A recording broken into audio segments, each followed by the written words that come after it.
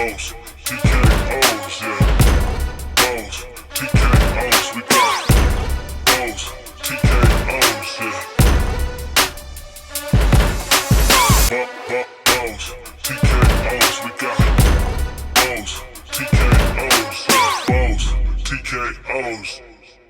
Bows and TKOs. We are live, episode 68, coming at you from the Valley on this beautiful Wednesday evening.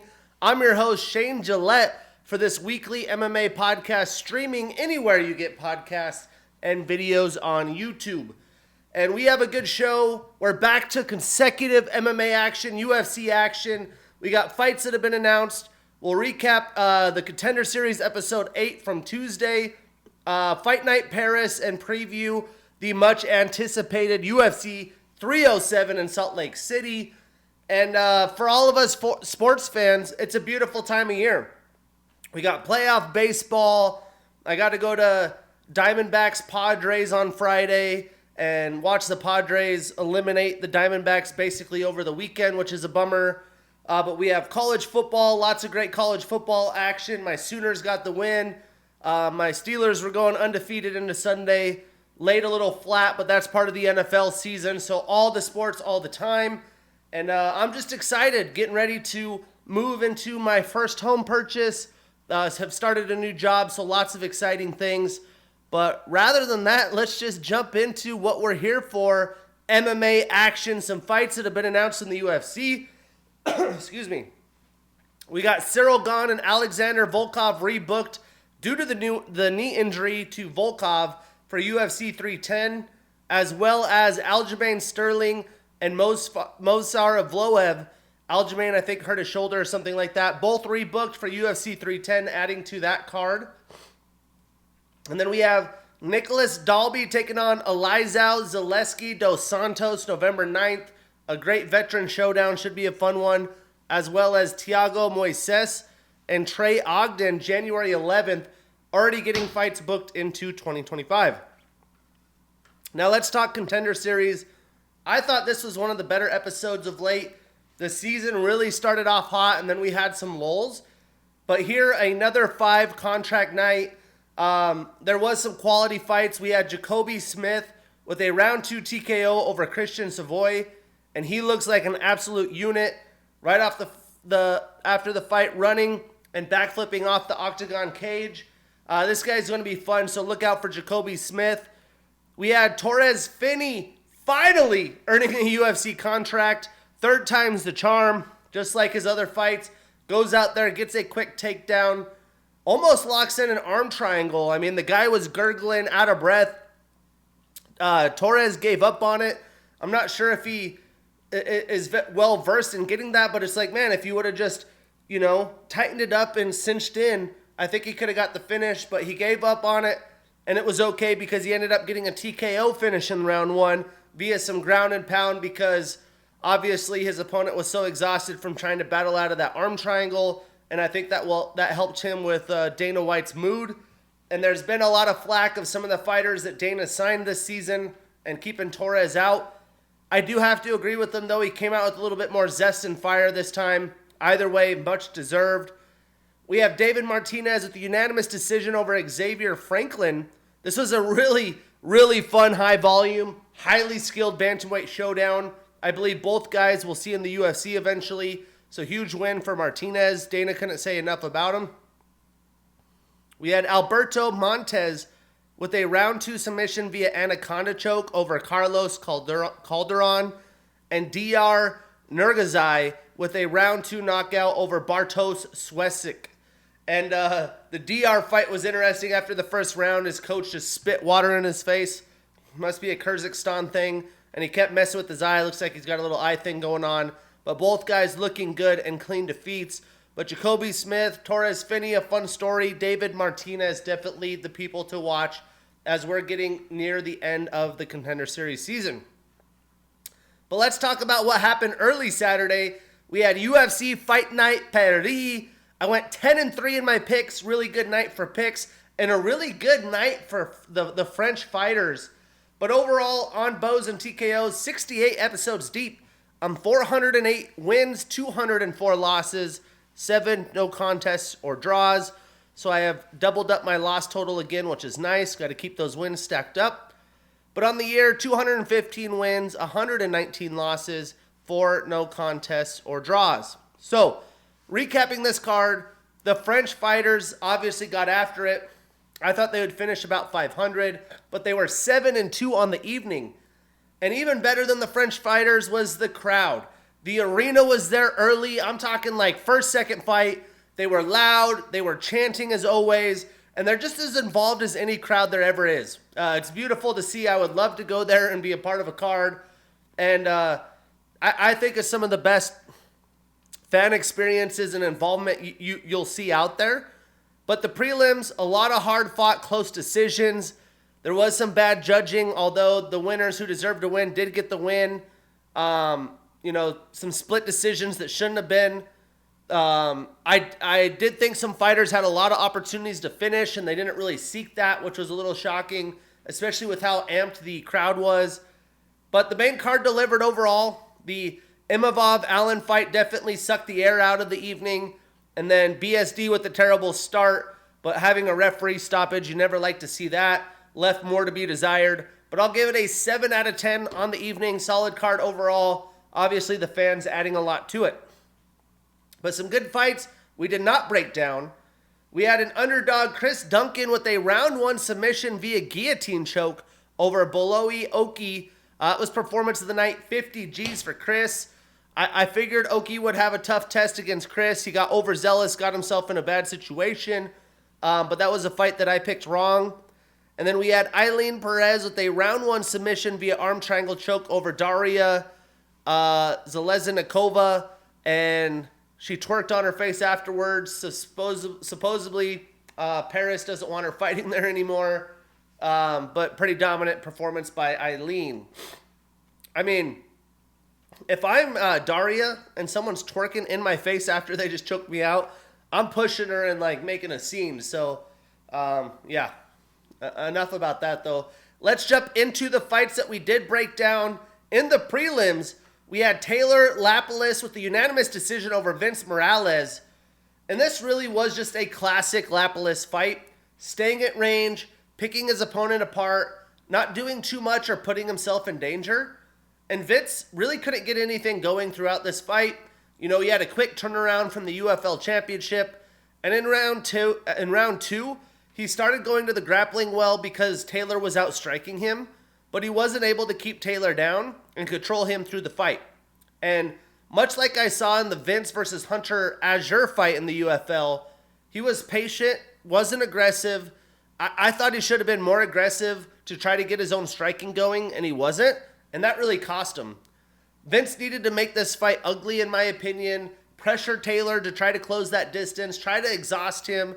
And he didn't come close to doing that in this fight. Again, short notice in enemy territory, that can't be easy. But Taylor did have Vince rocked in the second. And didn't really try to pounce on the finish, which I thought was disappointing, especially in Paris with the hometown crowd. There's a little more to be desired from Taylor, in my opinion. Either way, great performance. Statistically, Taylor landed 99 total strikes, 94 of them significant. He was 0 for 1 in takedown attempts. And Vince landed 49 total strikes, 39 of them significant. He had 2 takedowns and 6 attempts. So not very good. Good defense by Taylor. And 3 minutes and 2 seconds of control time.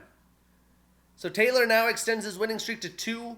He is 3-1 in his return to the UFC.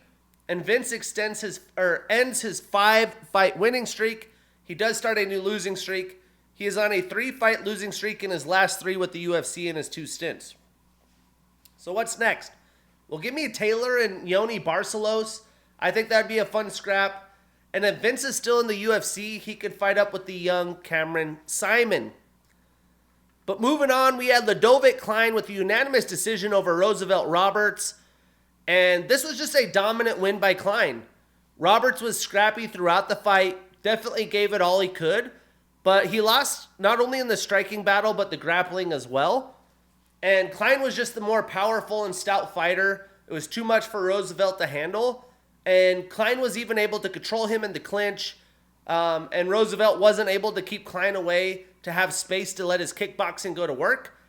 But Klein had Roberts rocked as well a few times. He wasn't overly aggressive in trying to get the finish. That was back-to-back fights where I'm like, man, I just really feel like if they watch this back, they'll be like, man, I should have went for it.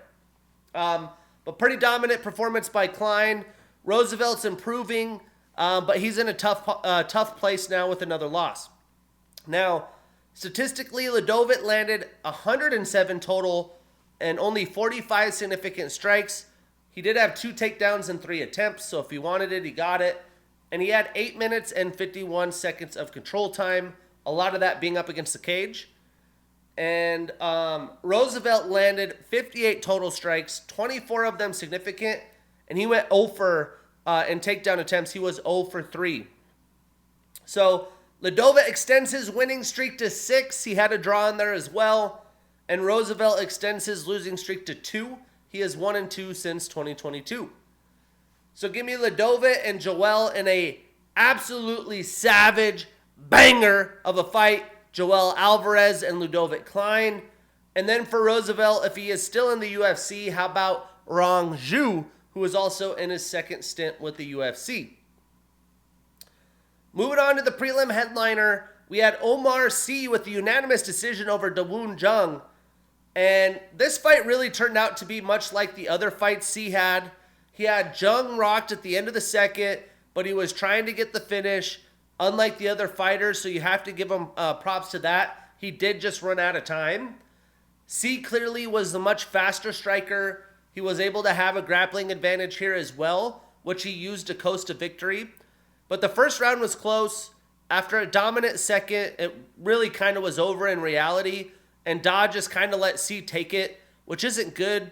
He didn't really have that perseverance and determination because he's in a bad spot in his UFC career. Statistically, Umar had landed 97 total and 90 significant strikes. He went 2 for 7 in takedowns, so Da did his best. And he had 3 minutes and 2 seconds of control time. Now, Da landed 36 total strikes, 29 of them significant. He was 0 for 1 in takedown attempts and had 1 reversal. So Umar stays undefeated. He's on an 11-fight winning streak, 2-0 in the UFC. And Da extends his losing streak to 4. He hasn't won since November of 2021. So again, to not really have the grit, the perseverance, to dig deep, it's not a good look. But what's next? I'd love to see Umar take on the winner of the Ryan Spann OSP fight this weekend. And for Da, if he is still with the UFC, how about Maxim Grishin? But let's kick it off in the main card. Whoo-wee, did this fighter show out. He really got the main card kicking off. A fight I did get wrong, but I'm not surprised. We had Fares Ziam with a round 3 knockout over Matt Frivola. Performance of the night, 50 G's for Ziam. The smile killer. But man, I honestly thought coming into this fight, I think Ziam's 27, Matt 34. Ideally, Matt's kind of at the end of his prime window, but still in his prime. And Ziam's still kind of a young fighter finding his way. I thought Matt, with his experience, was going to be too much for Fares, especially with how aggressive he is. And that was not the case at all. I was completely wrong. Fares not only led the dance, but he picked Matt apart from distance. And every time Matt tried to close in, he made him pay. He was fighting violently, had good counters, had good straight and teeps. And he turned Matt into a wrestler and honestly was taking it to him. Nice body shots, again, more teep kicks. The straight shots were beautiful. Matt comes in a little loopy, and he definitely was a lot faster striker than Matt. But Matt, he kind of just sees red in there. He throws those full-powered wide shots, trying to get close in on Ziam. You miss a couple, you're right there on the hips, try to clinch him, try to grab a hold of him. But Ziam even got takedowns of his own late in the fight to steal the victory before a absolutely vicious knockout late in the third round. Right as Matt turns around, he grabs him, squares up a knee, boom! Absolutely destroys Matt. And The French crowd went absolutely bonkers, including myself. But this fight, for me, it's really going to allow Ferris to take a leap in his career. You know, he is in a brutal division, an insanely deep and tough lightweight division. There's going to be killers from here on out. But he has arrived. I've always felt like he's had the skill, but he has showed the MMA world he has arrived before his prime, and this guy is going to be an absolute problem. Now, statistically, Ferris landed 69 total strikes, 58 of those significant. He also had 4 takedowns, was 4 for 4, a submission attempt, a reversal, a knockdown, and 4 minutes and 43 seconds of control time. I'm telling you, absolute control. What a performance. Now, Matt landed 25 total strikes and only 16 significant, so like a third. He had 1 takedown in 3 attempts, a submission attempt, a reversal, and 2 minutes and 40 seconds of control time. So Ferris, he extends his winning streak to 4-1 since 2022. And Matt extends his losing streak to 2. He is 3-2 since 2022. So where do you match up Ziam next? Well, I don't think a lot of guys are going to be calling him out, especially ranked higher than him or, you know, closer to the top 15 or in the top 15. But I know of a gentleman who's always down and would make a brilliant dance partner. Give me King Green, a.k.a. Bobby Green, and Ziam for an exciting matchup. Everyone would love that. And for Matt, I'm assuming he will have some time off. But when he returns, he could fight Jared Gordon. That's a win-win as well. And to keep the French celebration going, Morgan Charrier with a round 2 knockout over Gabriel Miranda. Performance of the night, 50 G's to Morgan. And Morgan didn't need much time here to get an absolutely brilliant finish, get the Paris fans going wild, and you know, he really put on a show to get back on track. I thought he lost or won a very close split decision in his last fight, but he didn't. Either way, in this fight, he defended takedowns very well, got one of his own, and put on a striking clinic. It only took Morgan 28 total strikes, 19 of them significant, with the 2 takedowns, a reversal, a knockdown, and 2 minutes and 12 seconds of control time. Now, Gabriel landed 17 total strikes, 11 significant with a takedown. He was 1 for 4, so good defense by Morgan. You know, we all assumed that would be Gabriel's path, and he had a minute and 7 seconds of control time. So Morgan starts a new winning streak. He moves to 2-1 in the UFC. Gabriel starts a new losing streak and moves to 1-2 in the UFC. So where do these gents go next? I would love to see Morgan and Ricardo Ramos. That is the fight to make. And for Gabriel, he could square up with Josh Kulabau. I think that would make sense. But to try and deter the French fans, we had Brian battle with a round 2 TKO over Kevin Jousset. And this fight honestly was solid while it lasted. It continued the violence. This is 3 fights now into the main card of pure enjoyment for striking fans. And to be honest, Brian looked great, but Kevin maybe even landed more powerful strikes throughout the fight. But Brian landed a lot more consistently, had a lot more combinations to Kevin's one-shots. And over the course of, almost 10 minutes, Kevin just couldn't handle it anymore. Neither man showcased much defense. It was just kind of standing in the pocket and trading. It was a fun war, great for fans again.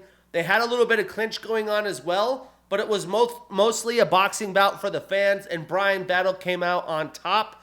But both guys moving forward have to work on that defense, and maybe it was just part of the fight plan. But really good fight by Brian Battle as expected.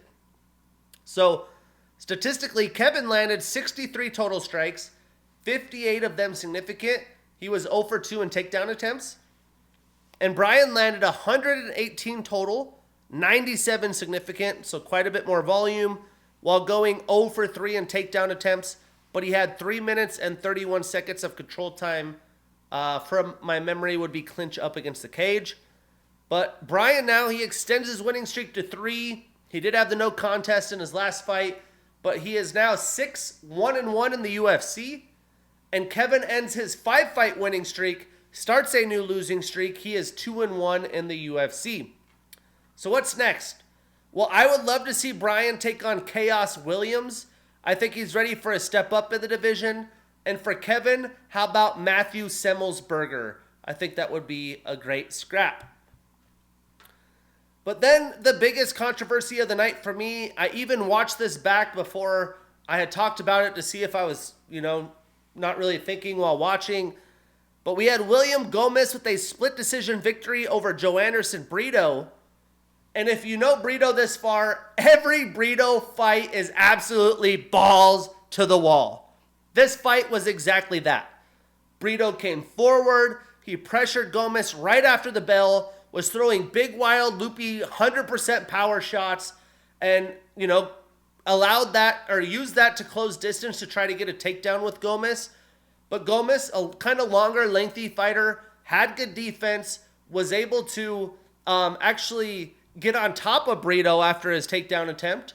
And Gomez wasn't able to do anything with the top control. So Brito throwing submissions from his back, very good BJJ, was able to use that to get back up to his feet and controlled Gomez with the clinch for the remainder of the round. And even with 30 seconds left, Brito connected with a big shot. It was a big left to rock Gomez, and he even went for a guillotine, but Gomez was saved by the bell. I thought with the good finish and controlling the first part of the fight, he had done more. Landed more damage, did submissions, got a takedown. Gomez got a reversal late on top, but did absolutely nothing with it. Landed a couple of shots from distance while Brito missed. But I give that 1-0 to Brito. Maybe there's a really weird way you could debate that Gomez won that round, but I didn't think so, especially with the big shot and the guillotine with a deep submission, which without the bell might have been a finish. I'm giving it to Brito 1-0. Now round 2, again, Brito balls to the wall. Started with the war. Brito used that to close distance, get into a clinch again, and then get another takedown. But when he had takedown, he had some nice ground and pound. He was throwing up submission attempts as well. Gomez somehow, props to him, he's really improved here, was able to get up. And once they got up, they were both exchanging, both landing shots. Gomez, sure, the cleaner shots. But Brito was controlling the octagon. I mean, he had Gomez back up against the cage the entire fight. I thought it was enough to win the round with the takedown, the ground and pound, and some clean, bigger shots. So I'm giving it 2-0 Brito. And then again, as expected in round 3, Brito comes out swinging. The fact that he could put on this pace for 15 minutes time and time in again, you have to give him credit for that. But Gomez was landing cleaner shots in round 3. He was countering as Brito was throwing big loopy shots. But both men landed. They were up against the cage in a clinch position, getting potential takedowns. But Brito got the takedown with about a minute and a half left in the third round. Somehow, Gomez got on top after with a reversal. Another close round. I would say you could give that one to Gomez. I don't think there's any debate. Brito won round 2. And round 1, maybe in a weird savagery way, but I watched it back twice. I thought Brito did plenty enough, especially when you're constantly coming forward, you're putting up some, it's not like he's getting a takedown or being on his back and not doing anything. He's as active as anybody, and that to me is plenty to win around. But I just thought the judging throughout the night was pretty bad in general. Some of the split decisions, it was like, how in the hell, I don't know if it was one guy that just kept scoring terribly or what, but, this is in theory, Brito's in enemy territory, but the surprise here is they gave it to the hometown fighter. I thought it was a robbery. Brito deserved that, and now is going to be taking a different course in time, but William's going to have to back it up because he's going to be getting some very stiff competition from here. Regardless, William landed 69 total strikes, 43 of them significant. He was 0 for in takedowns. He went 0 for 3. He had the reversal and 3 minutes and 52 seconds of control time. And Joe Anderson landed 57 total, so 12 less, 29 of them significant. He went 3 for 6, so 50% in takedowns. That's good. 2 submission attempts and 6 minutes and 40 seconds of control time. I don't really know what they consider just like significant strikes. How do you know? How do you consider submission attempts? It has to be a full in submission that holds for a certain amount of time, because he definitely threw up more than that in my opinion, but it is what it is. So William extends his winning streak to 12, 4-0 in the UFC. Brito ends his 5-fight winning streak. He starts a new losing streak, and he is now 6-2 in the UFC. And listen, I have no horse in the race for either of these guys. Absolutely not at all. I think Brito is a fun fighter to watch. And to be honest, William really opened my eyes, and I'm sure many others, to be able to do that well on the ground, get reversals, get up on his feet time and time again. Not many people are doing that. This guy is going to be a solid fighter, no doubt. But again, I did think Brito got robbed here. So William, I think next up for him should be Nathaniel Wood. Again, it's all going to be killers from here. And for Brito, he can brawl with Sean Woodson. But let's move on to the co-main event. I did see Nasruddin winning this. I didn't see it necessarily playing out this way. But we had Nasruddin Imavov with a unanimous decision over Brendan Allen. And you probably can't really discredit or blame Imavov here. But this fight was a terrible co-main event. Neither man really went for it. Really wanted to put on a good performance and try to get a possible finish here. Which in my opinion, could have been a title eliminator shot. Someone shows up and shows out. They earned that opportunity. But neither men did that. And maybe that's just the way, Brendan made the fight turn out. But I still think there was plenty of opportunities for Imavov to do more. But round one was terrible for Imavov. The only way Brendan, in my opinion, was going to win this fight was get takedowns early and often. Well, he got one early right out the gates, easy takedown, and literally just laid on top of Imavov. He wasn't trying to advance positions, wasn't landing damage, wasn't trying to get submissions going.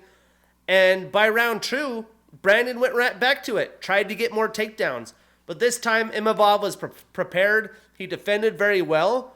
And Allen was already looking gassed. Not a good look for a young man, potentially trying to be one fight away from the title shot. And Imavov, as the fight went on, was definitely the more fresher fighter, was landing clean shots.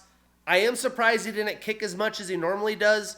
But much like the Sean O'Malley-Merab fight, you don't want to give Brandon easy takedowns. And surprisingly as well, Brendan actually had some success boxing when he actually let his hands go. Instead of exhausting himself for so many takedown attempts, maybe, I'm sure his corner said it in round two, especially round three. Hey, we need a finish. Let's just let our hands go here. I guess he didn't need a finish. He just needed to win the round. So that probably played into it. But either way, I think he could have boxed a little bit instead of exhausting himself with those takedown attempts. But he didn't. He kept wrestling. He had 9 failed takedown attempts. I mean, most people just go and shoot 9 blast leg doubles while pouncing or bouncing around in space. You'll realize that's going to gas you. But either way, the takeaway here is we knew Imavov had some good grappling ability, but I didn't think it was this high level. He shows how complete of a fighter he's becoming. And this is a massive win for Nasruddin Imavov. He just really didn't have that it factor to it to really have the matchmakers be like, you know what? Let's not worry about Robert Whitaker and Chimaev. Let's give Nasruddin the shot. I don't think that's going to happen. Statistically, Nasruddin landed 79 total strikes, 57 of them significant. He did have 5 minutes and 47 seconds of control time. And Brendan landed 56 total strikes, 30 of them significant. He had 1 takedown in 10 attempts. Again, not great at all. Massive credit to Nasruddin. Especially, that could defeat you early in the fight when a guy's first attempt is an easy takedown. And Brendan had 6 minutes and 6 seconds of control time. So, Nasruddin extends his winning streak to 3. He also had a no contest in there. So he is 4-1-1 since 2022.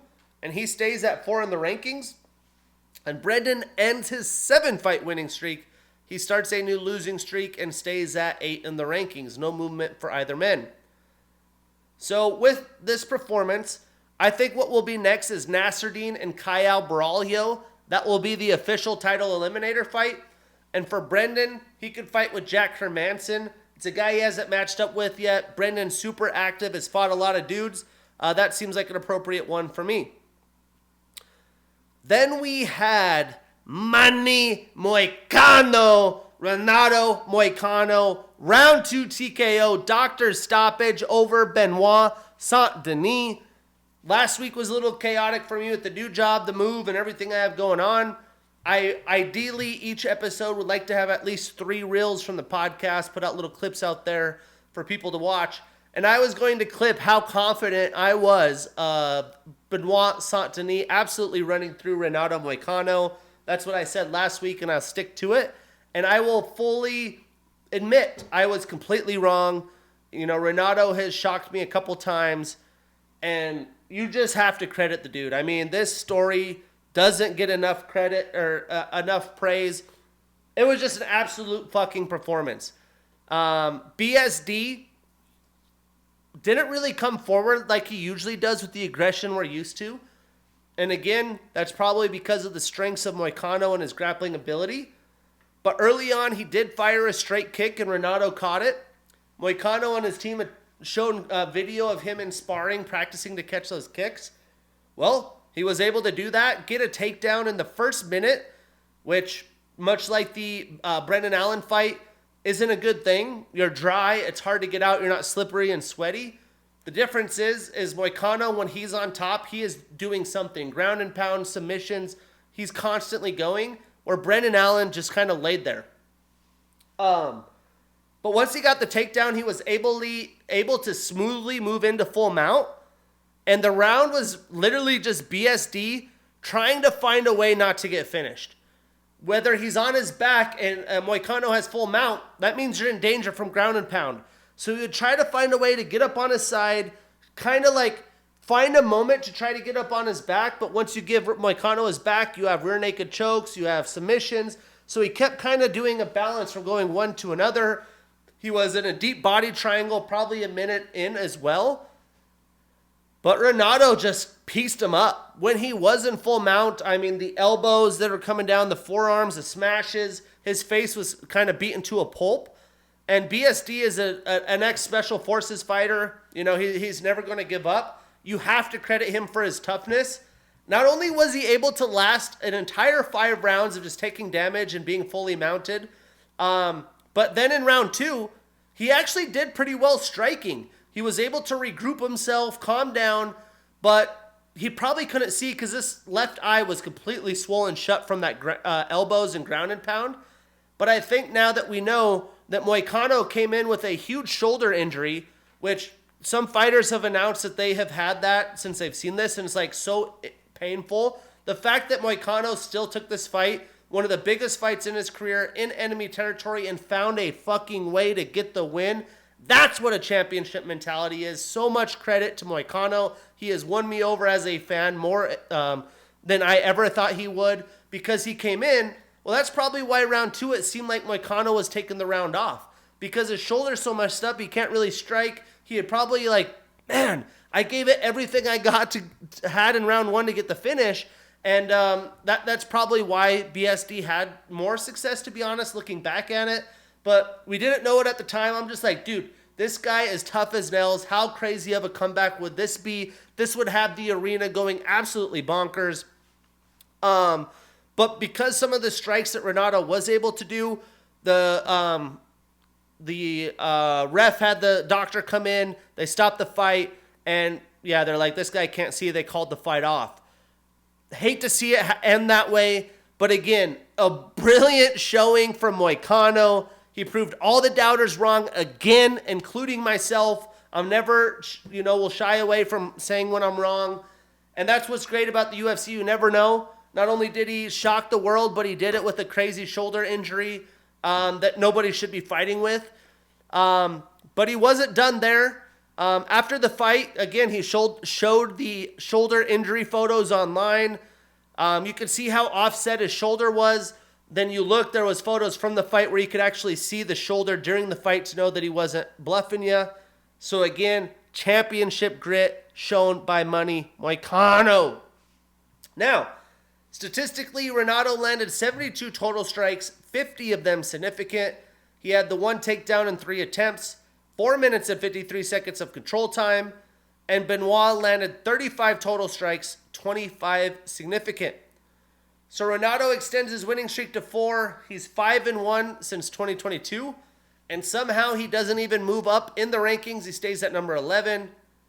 Now Benoit extends his losing streak to 2. He is 5-2 since 2022, and he stays at number 12. So what's next? Well, Renato is probably going to take some time off because, his shoulder's messed up. And if you look in the rankings, what makes sense? To me, the way the UFC matchmakers work, I would assume they would do this. I don't know if Moicano would want to take it because the other guy trains out of ATT as well. But I think Money Moicano and Mateusz Gamrot is the fight to make. 2 well-rounded fighters that'll make for a doozy. To keep their spots in the top of the rankings. And for BSD, he could match up with Jalen Turner. That would be a fun striking battle.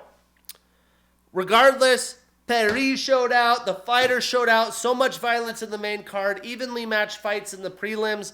I loved it. It was a great way to watch college football and UFC early in the day. I wasn't productive enough because of all the great sports. And talking about great sports, this weekend, Salt Lake City, we have UFC 307. The early prelims at 3:30 p.m. Pacific on Fight Pass and ESPN Plus. And then the prelims at 5 p.m. Pacific on ESPN News. And as usual, the pay-per-view 7 p.m. on pay-per-view. If I were to preview this card for you, the main card is stacked. I really wish I could be there, to be honest. I just have too much going on for a full road trip there or a quick flight. So many legends on this card. The prelims are deep. We're not skipping any fights on the card to preview it. The prelims itself, early prelims and prelims, are better than most Apex cards. And we for sure will have Carla Esparza's retirement. It's her last fight. But there may be more as well. Some vets are fighting on this card. Win or lose, it may be time to hang up the gloves. This card is so good. We even forget that the Aljamain Sterling Movsar Evloev fight was on this card, which would have been phenomenal, and I'm excited for that bout. But when I went to Salt Lake City last time for the Poirier-Gaethje fight, I think last summer, Salt Lake City was a riot for the fight card. They were there early, much like Paris. They were loud. They're passionate and educated fans. I love that because a lot of the time you go to Vegas, it's a lot of rich people that do a lot of other things and they don't show up till like the final 3 fights. But without the Aljo fight on this card, it's still very, very high quality. No bad fights. I'm giving it an 8 out of 10. And I have some plans this Saturday. So what's great, like you could buy the pay-per-view. You could watch it on demand on ESPN Plus. Sucks I won't be watching it live. Either way, I'm absolutely stoked.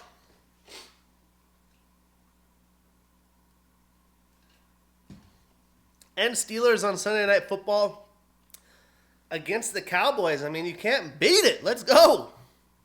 So, in the early prelims, we have Court the Crusher McGee, 39 years old with a 22-3 record, taking on Tim the Dirty Bird Means, 40 years old with a 33-16-1 record.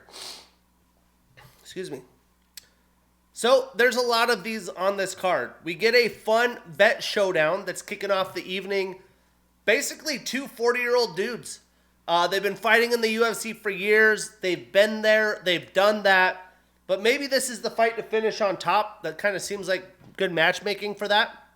But breaking it down, Court has a black stripe red belt in Shintoshi Karate. He has a 4th degree black belt in Kaju Kenbo. He is an Ultimate Fighter 11 alum and champion. Been following him since that Ultimate Fighter season. It was a great one. He's on a 3-fight losing streak and is 1-3 since 2022. Now, Tim is a King of the Cage alum and champion. He had 2 successful title defenses there. He's a Legacy FC alum, and he's also had 2 UFC stints. He's on a 1-fight losing streak. He is 1-4 since 2022. 20 of his 33 wins are via knockout, and 7 of his 6 losses are via submission. Now, neither man has looked great of late. I mean, that's what happens when you're 40. But they are both durable. They're not an easy out. They are always down to brawl.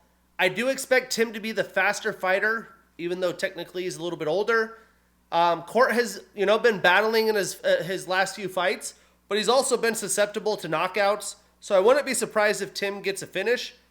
Court's going to look to close distance grapple and wear on Tim. Tim's going to look to beat him down with volume and outstrike him. For that reason, I'm taking the Dirty Bird. I'm taking Tim Means, but I'm avoiding this on any parlay. It's a very close fight. Moving on, we got the retirement fight. We have the first women's champion in the UFC, Carla the Cookie Monster Esparza. 36 years old with a 20-7 record, taking on Tisha the Tiny Tornado Pennington. 35 years old with a 13-7 record. And 2 of the women OGs, another veteran showdown, also with some of the better nicknames, right? We got the Cookie Monster, the Tiny Tornado. We have Court the Crusher, Tim the Dirty Bird. You gotta love it. Some pioneers of the sport. But again, veteran showdown, 2 real OGs in women's MMA. This is a rematch of the Ultimate Fighter quarterfinal that was basically set up to determine the first strawweight champion in the UFC. Carla won that bout by majority decision in a close, only 2-round fight, which is the Ultimate Fighter because of the tournament style. But Carla has announced, again, this will be a retirement fight, so Salt Lake City is going to be a part of it. Hopefully they have a cool remembrance video like they did with the Karate Hottie. Breaking this down, Carla has a wrestling style. She has a brown belt in BJJ. She even has an NAIA wrestling background at a Menlo College. She is a Bellator Invicta alum and former Invicta champion, and the Ultimate Fighter 20 alum and champion. She was the first strawweight champion. She has been the strawweight champion twice. And through those 2 stints as a champion, she had the longest time between title reigns in UFC history with over 2,612 days. She had the most takedowns landed in UFC women's strawweight division history with 44. The most split decision wins in UFC women's strawweight division history with 3. She's used grappling to her advantage, maybe even debatably the worst championship win ever against Rose Namajunas. I'm still sour about that fight. She was the 2014 Female Fighter of the Year. She's on a 1-fight losing streak. She is only 1-1 since 2022. That's because she has recently had a baby. This is her first fight since that time. And she does have a 2.5-inch reach advantage. Now, Tisha has a Taekwondo, Muay Thai, Karate, and BJJ style. She trains out of American Top Team. She has a black belt in Karate, Jun-Ri Taekwondo, and a blue belt in BJJ. She's an Invicta and Ultimate Fighter 20 alum as well.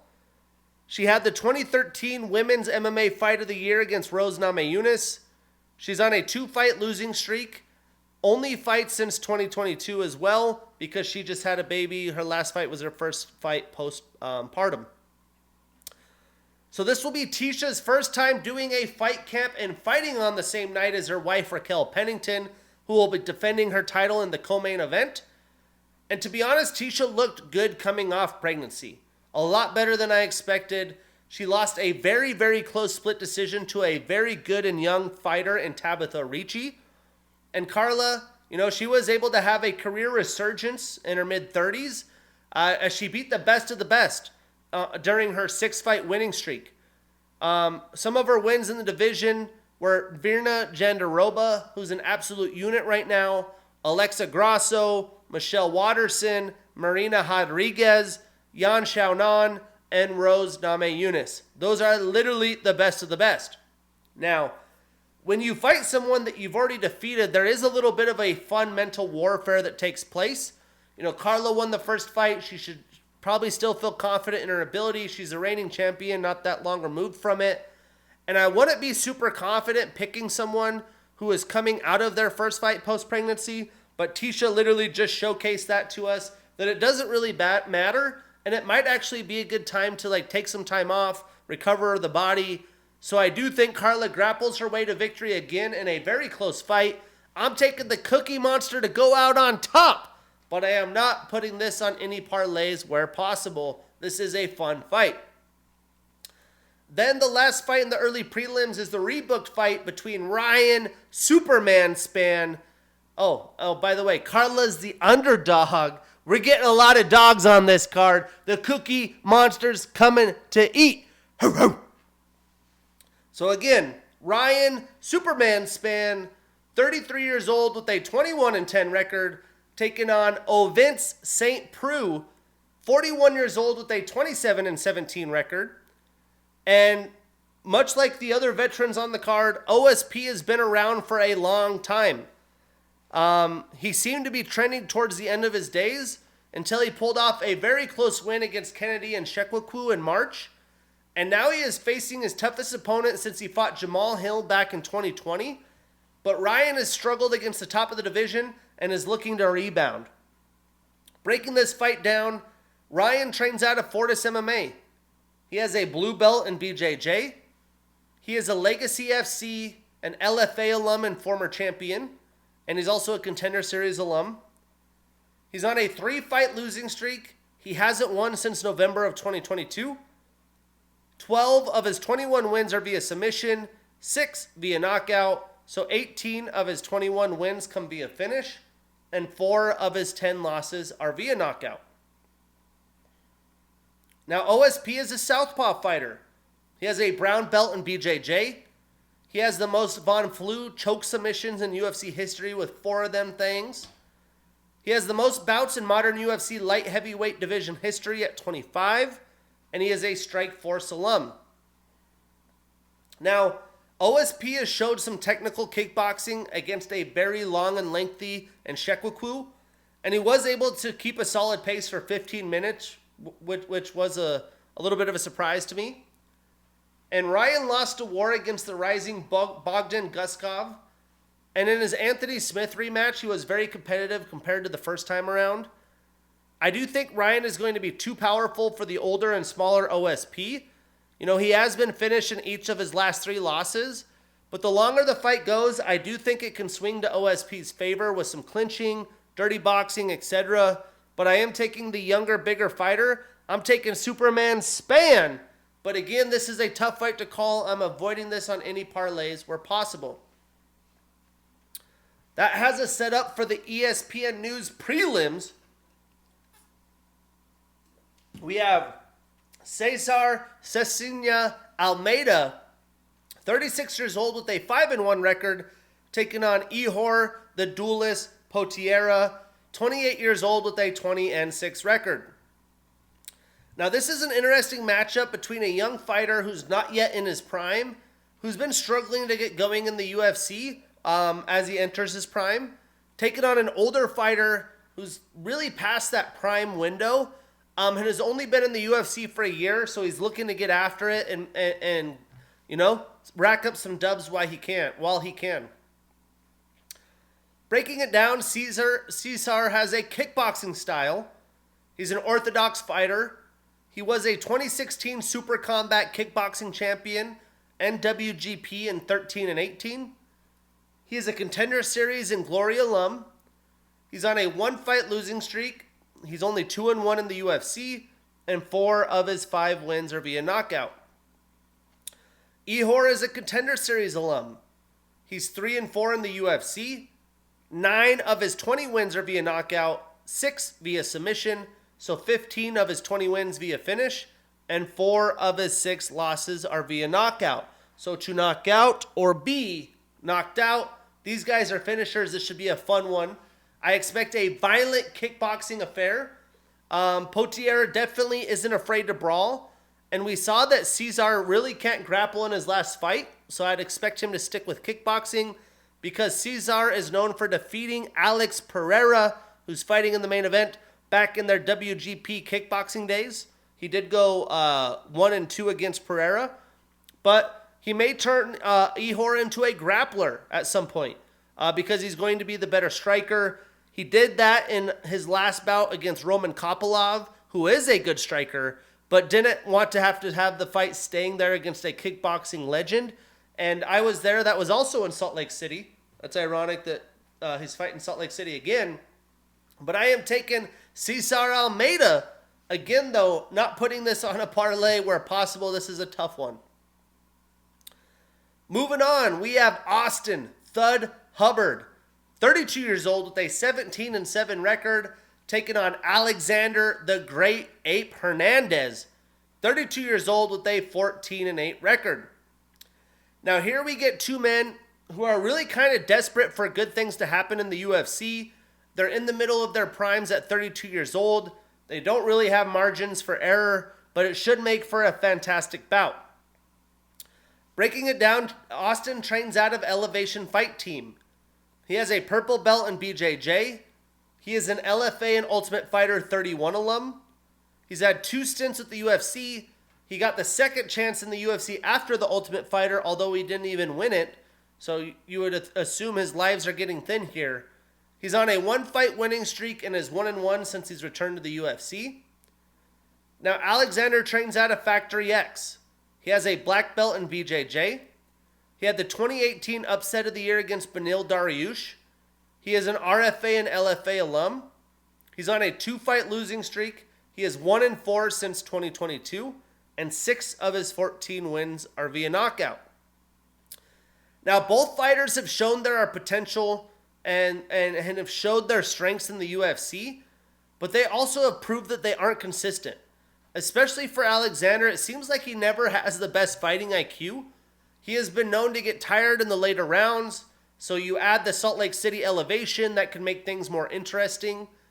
I do think that Alexander is the better striker, but Austin is more well-rounded, and he is going to be able to mix in his grappling well enough to tire Alexander out, find the openings on the feet.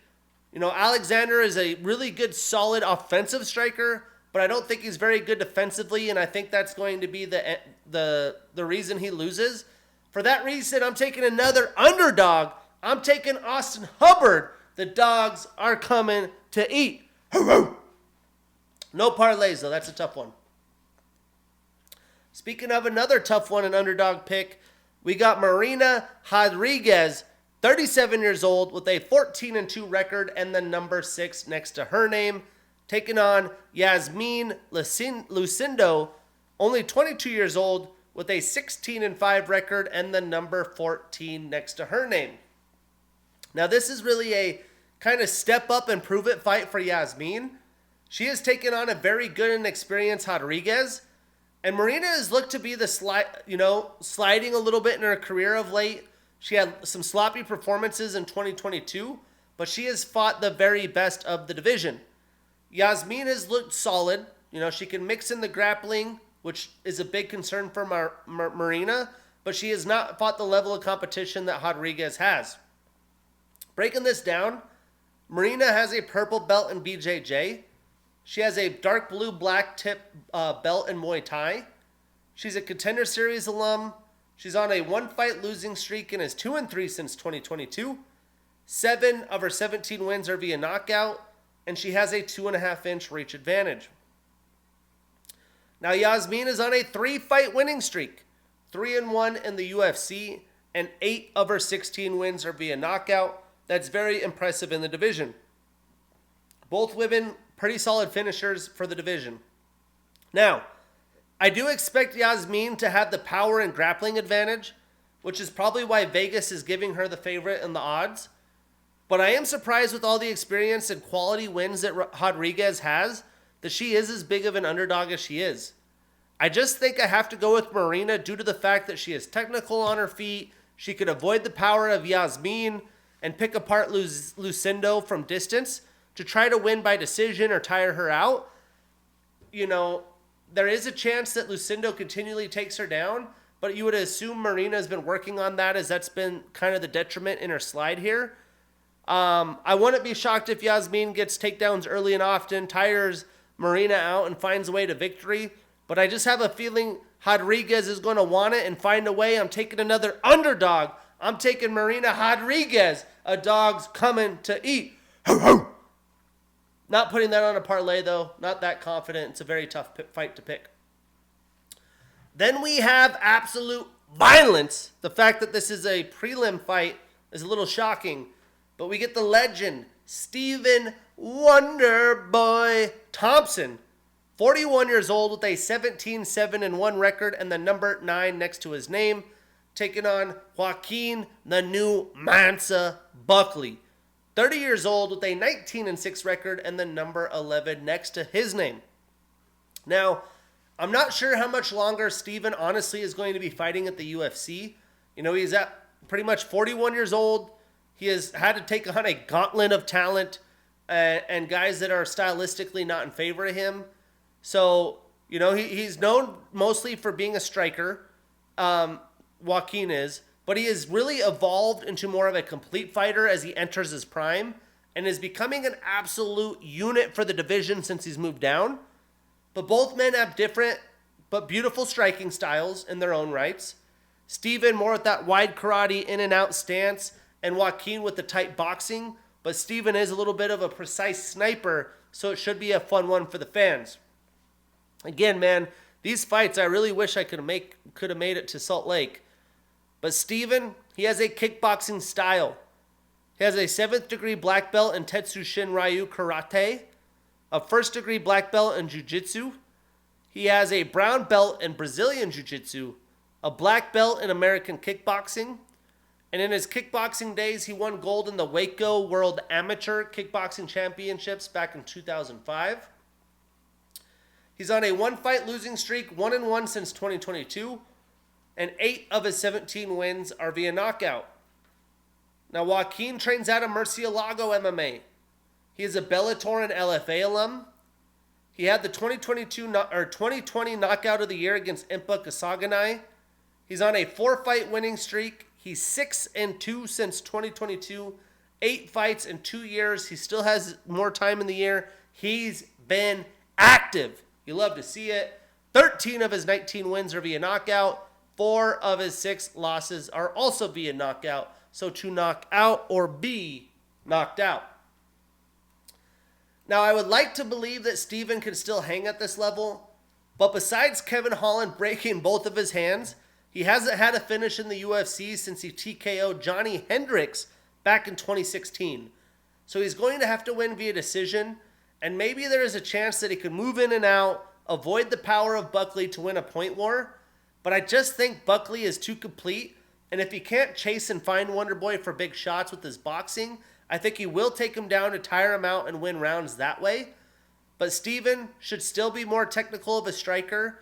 I'm not sure if at 41 he will be the faster striker, and he surely won't have the power advantage, but maybe more of that precise and clean shot ability to get a finish himself. But I'm taking Joaquin Buckley. I am putting him on that parlay. We marking that ish down, and we getting that bread. Moving on to the main card. We have Roman the Caucasian Dolidze, 36 years old with a 13-3 record and the number 10 next to his name, taking on Kevin Trailblazer Holland, 31 years old with a 26-11 record and the number 15 next to his name. Now, Kevin is a little bit stuck in a rough patch. His striking hasn't been going well, but he is at the beginning of his prime at 31 years old. He should definitely be improving still and should put that on display against a heavy hitter in the division who has moved down from light heavyweight and who has really solid grappling himself. Breaking this fight down, Roman is an orthodox fighter. He trains out of Extreme Couture. He's on a 1-fight winning streak, 4-2 since 2022, and 7 of his 13 wins are via knockout. Now, Kevin has a 2nd-degree black belt in Kung Fu. He has a black belt in BJJ. He is a King of the Cage, LFA, Bellator, and Contender Series alum. 2 of his last 4 fights have been Performance of the Night. He's moved up to middleweight, but has been back and forth from middleweight and welterweight. He's on a 1-fight winning streak, 5-4 since 2022. And he is always known for being one of the more active fighters in the sport. He doesn't shy away from short notice scraps, but this time he has a full camp. 14 of his 26 wins are via knockout, 8 via submission, So 22 of his 26 wins have come via finish, and he is sporting a 5-inch reach advantage. Now, this is another tough fight to pick. Kevin is really disappointed with his striking. When I went to see him at UFC 299 in Miami, he didn't look good and really was outstriked by not really technical striker in Mikhail Oleksiejczuk. I don't see a way that Kevin either is going to grapple the victory. Kevin may be quicker. He could use that to his advantage. But I expect Roman to be too powerful for him. Everyone talks about the strength that he has, especially now that he's moved down. And he's been working with Extreme Couture. I just think he's going to be too much, and I think he finds a way. For that reason, I'm taking the underdog again. I'm taking Roman Dolizzi. The dog is coming to eat. Ho, ho. But again, not confident enough for parlays. It's a tough fight to pick. And then you want to talk about absolute legends. The next 4 fights are all about it. We got Kayla Harrison, 34 years old with a 17-1 record and the number 3 next to her name, taking on Ketlin Fenomeno Barrera, 33 years old with a 14-3 record and the number 2 next to her name. Now, Kayla showed out in her UFC debut at UFC 300 against Holly Holm, and I think she will do that again to earn a title shot while she's still in her prime. Ketlin, she is a solid fighter, but just finds a way to win by very, very close decisions, wearing on her opponents, clinching them, and I just don't think she is going to be able to do that versus a very big and powerful Kayla Harrison. Breaking it down, Kayla has a judo style. She trains out of American Top Team. She has a 6th Dan black belt in judo. She won gold in the 2012 and 16 Women's Judo Olympics. She won gold in the 2010 Worlds, 15 and 16 World Masters. She's a PFL alum and champion. She's on a 2-fight winning streak, 1-0 in the UFC. 7 of her 17 wins are via submission, 6 via knockout, so 13 of her 17 wins via finish. Now, Ketlin has a black belt in BJJ, a black belt in judo as well. She has the highest takedown percentage in UFC Women's Bantamweight Division history at 92.9%. She is tied with Raquel Pennington for the most split decision wins in UFC Women's Bantamweight Division history at 3. Maybe one of these women make the record there, pass each other up. She's on a 1-fight winning streak and is 2-1 since 2022. And it's a fun one. I mean, we got kind of a judo showdown. I would assume Kayla has that advantage. And, she usually fought at featherweight in the PFL, which doesn't exist in the UFC. She's really had to cut down. And that's really the biggest concern for her is making weight.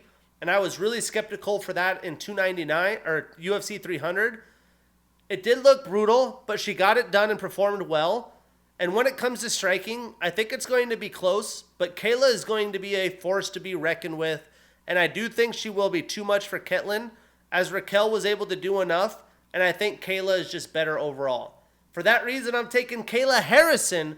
I am putting her on that parlay. We marking it down, and we getting that bread. Moving on. We have Jose Jr. Aldo, 38 years old with a 32-8 record and the number 10 next to his name, taking on Mario Bautista, 31 years old with a 14-2 record and the number 11 next to his name. Now this fight is going to be awesome. I would love to see Jose Aldo fight in the UFC. He's a legend who is still fighting at a very high level, and he has a win since he came back from retirement. And he's taken on a man right in the beginning of his prime window who is showing the MMA world what he is capable of and really what the bantamweights at the MMA lab are capable of. They have straight killers. Breaking it down, Jose has an orthodox style. He has a black belt in BJJ and Luta Livre. He is a Jungle Fight and WEC alum. He's a former WEC champion with 2 successful title defenses. He was inducted to the UFC Hall of Fame in 2023. He is the former featherweight champion, a 2-time champion with 7 successful title defenses. He has the most successful title defenses in UFC featherweight history with those 7, and the most consecutive title wins was 7, and the most title fights in UFC featherweight division history at 11. He was the youngest champion in WEC history at 23 years old and 70 days. He had the most consecutive wins in WEC history at 8. He was the 2009 Fighter of the Year, the 2021 Comeback Fighter of the Year. He had the 2014 Fight of the Year against Chad Mendes. He's on a 1-fight winning streak, 1-1 since 2022. 17 of his 32 wins are via knockout. 4 of his 8 losses are also via knockout. So to knock out or be knocked out. And Mario, he trains out of the MMA lab. He has a black belt in BJJ. He's an LFA alum. He's on a 6-fight winning streak, and 6 of his 14 wins are via submission. I'm just looking at the odds quick because I didn't mark it down, but I'm pretty sure I know them for this fight. Yep. So now Jose has obviously fought the stiffest competition there is out there, all the way back to his WEC days before the UFC had the lighter divisions. He looks solid in a clean defeat over a very good Jonathan Martinez. And Mario, he's very well-rounded. He brings great grappling as well. But Aldo is known for defending takedowns to the best in the division, maybe outside of that Merab fight. But Merab showed that, he could do that to anyone. And I don't know if I'm ready to say Mario is going to have better striking than Jose right now. He's only 31. And I don't really think Aldo's dipped enough as he's aged to not find a way with his experience and fighting IQ to strike his way to victory here. Mario may have the speed advantage and can make this an ugly fight, try to drag Aldo into the deep waters, tire him out, take advantage at elevation. But I'm not sure how much more Aldo wants to fight either. He's fighting dudes like Mario in their prime window. Maybe a win here will set him up, to potentially retire, maybe one more shot to attempt to a title shot. But for Mario, this win here would be huge on his resume and on path to climbing the bantamweight ladder. But I am taking the legend. I'm taking Jose Aldo. But again, I'm avoiding this on any parlays. Mario's the real deal. I just think Aldo's too good right now. He's not old enough for me to pick against him.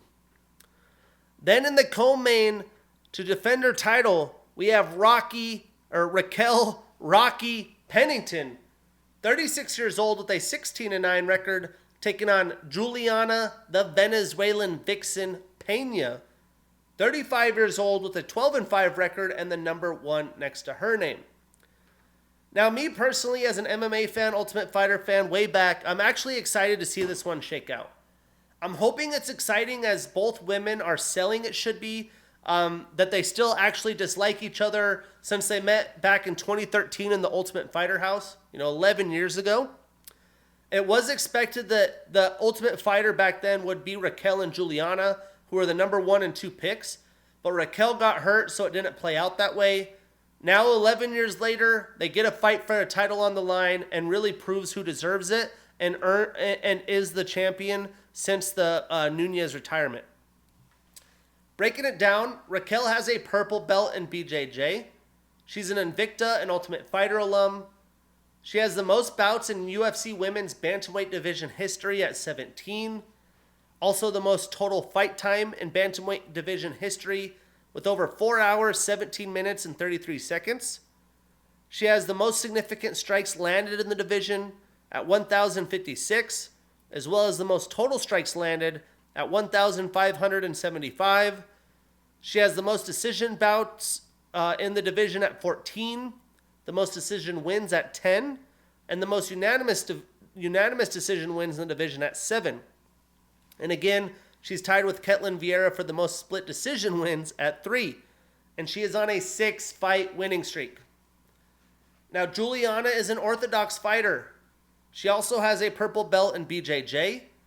She is an Ultimate Fighter alum and champion. She is a former UFC Women's Bantamweight champion. She had the 2021 upset of the year against Amanda Nunez. I was there to witness that in Las Vegas. It was one hell of a sight. She's on a 1-fight losing streak, which was her only fight since 2022 because she broke her ribs.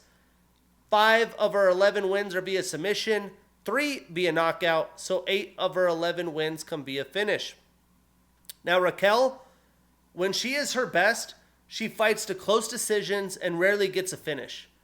I don't see her bringing more volume and pace than Juliana in this fight, unless for some reason Juliana's still hurt, but it seems like she really did her job to recover and take her time to come back. So Raquel also has looked tired. In her last 5-round fight against Mayra Buena, that could definitely be a big issue at elevation against Pena. I could even see Juliana dragging her into the deep end like she did Nunez and finding a potential finish, not letting this go to the scorecards. I do think Juliana is a little bit of a better striker and grappler, to be honest. For that reason, I'm taking... Well, let's see. I think it's another underdog. Right? Yeah. I'm taking another underdog. I'm taking Juliana Pena. The dog's coming to eat. Ho, ho. And I am putting her on that parlay. We marking it down, and we getting that bread. I'm honestly surprised Raquel's the favorite. Take advantage of those Vegas odds, you heard? Regardless, though, we have the main event. Alex Poatan Pereira, 37 years old with an 11-2 record, taking on Khalil Roundtree Jr., 34 years old with a 14-5 record and the number 8 next to his name. And it's funny, I was thinking about Cesar Almeida fighting in Salt Lake City. Alex did recently too when he fought Jan Blachowicz at that first light heavyweight fight. I was there to witness that. So these guys are all familiar with the Salt Lake City. And I know a lot of people in the MMA world are really mad Khalil got this opportunity, especially over Magomed Ankalaev. And personally, I do think Magomed deserves it. I am surprised that he didn't get the title fight after his last win. But I just think stylistically, this is the absolute best fight you can make right now. Khalil, also a powerhouse striker. He has really good kicks, more of a Muay Thai style. I don't discredit Khalil either for the recent failed drug test that he had, based on the information he gave us about the process on the Joe Rogan podcast. But he has destroyed his opponents and will make for an awesome dancing partner for Poatan. Again, frick, I really wish I was in Salt Lake City. Breaking this one down, Alex has a kickboxing style. He's an orthodox fighter. He trains at a Teixeira MMA and fitness. He has a black belt in kickboxing and BJJ. He is a Jungle Fight, LFA, and Glory alum and former Glory champion. He's on a 4-fight winning streak, all at the light heavyweight division. He has 2 successful title defenses at light heavyweight, and he was a former middleweight champion. He's the first and only fighter to win in the UFC middleweight and light heavyweight divisions as a champion. He also has the shortest time and fewest bouts to win a championship in 2 divisions in UFC history, 736 days and only 7 UFC bouts, which is insane. He has the fewest MMA bouts to become a 2-division UFC champion at 11. 4 of his last 6 fights have been performance of the night. He had the latest knockout in middleweight division history, 2 minutes and 1 second left of round 5 against Israel Adesanya. He also has wins over 5 former UFC champs, Izzy, Sean Strickland, Jan Blachowicz, Yuri Prohaska, and Jamal Hill. Those were in his first 8 UFC fights. He did not take the easy road. He was the 2022 Male Fighter of the Year, the 2023 Glory Hall of Fame inductee. In Glory, he won in 14, 17, 19, 21, and 2023. At light heavyweight and middleweight, he had 5 defenses. He was the 2019 Glory Fighter of the Year versus Jason Wilness. In 2015, he was the WGP Kickboxing Middleweight Champion. He's on a 4-fight winning streak and is 7-1 since 2022. 9 of his 11 wins are via knockout, and he does have a 2.5-inch reach advantage. Now, Khalil is a southpaw fighter. He trains out of Syndicate MMA. He did some time with Tiger Muay Thai overseas as well. He is an Ultimate Fighter alum, RFA alum. He's on a 5-fight winning streak. 9 of his 13 wins are via knockout. So he is a finisher as well. Now, Alex has made really good strikers such as Yuri, Jamal Hill, Sean Strickland, and Izzy look stupid with his power. When I try to think about what does Khalil bring to the table that's different, I think it's just the sheer power and force that he has. I don't know if it's more than what Jamal Hill offers and brings, and he definitely isn't going to grapple. He basically promised that when he took this fight, and him and Alex were kind of making bets on it. And that would be the best path of victory to beat Poatan in my mind still. But Khalil is going to have to fire a good amount of leg kicks in general, and be patient and not be overzealous where he exposes himself to that nasty left of Poatan. But he did talk in an interview recently about potentially doing a move that has never been done. I am very intrigued. I hope it comes out. But I am picking Alex to be the better kickboxer, outpoint Khalil to a decision, or finish him when which he hasn't been finished since 2019, and that was against Jan Kutalaba. So that's a tall task as well. But Khalil has the power to get a finish himself, unless Alex fights a little bit crazy. I don't see that happening where he opens himself up. I don't know where it's going to happen. For that reason, I'm saying, and still, I'm taking Alex Pereira. We are putting him on that parlay. We marking that ish down, and we getting that bread. Regardless, bonkers of a style of a fight. It's going to be nuts. I hope it doesn't, finish in the first round. I hope we get a few rounds of back and forth. But regardless, UFC 307, there's a lot of dogs, a lot of fun odds. I wish I was there. And then next weekend, we're back to the Apex for another early card. 12:30 p.m. main card start on the Pacific time, headlined by Brandon Royval and the very young and uber talented Tatsuro Taira. Either way, I'm your host, Shane Gillette. Can't wait to see you next week.